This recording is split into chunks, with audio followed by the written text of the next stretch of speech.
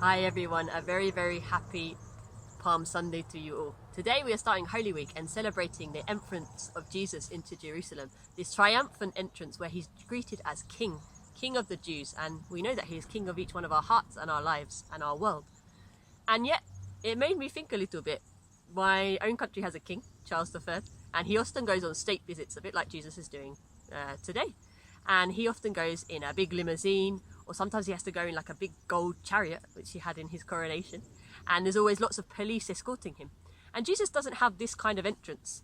It'd be a bit like King Charles going in a bicycle, the way that Jesus enters Jerusalem. He doesn't go on a big white stallion, a big white horse. He goes on a donkey, a very simple and humble animal.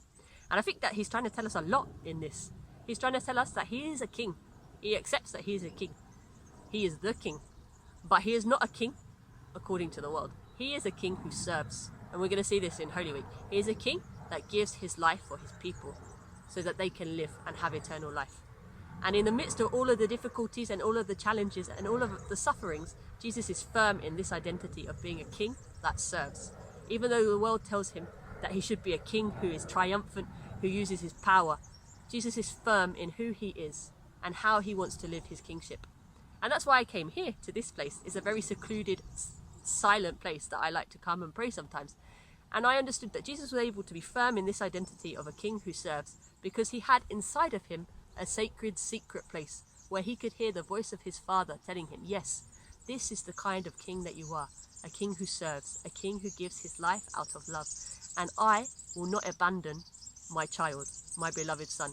Although you are living suffering and intense pain, I am here with you, inside of you, in this sacred place, and I will take care of you. This was Jesus' hope throughout Holy Week, in the midst of the difficulties, that Jesus was not alone, that he had someone who loved him and it was telling him how to be a king. So as we also enter Holy Week, let's ask that we can learn from Jesus how to be secure in our identity as Christians, as his followers, who are also called to serve, to give our lives just as Jesus did, out of love for others. The world might tell us that we should be triumphant, that we should go for more and more success, more and more things. But Jesus says, no, be like me, serve, be humble. And there is a great hope for you and for the people that you love.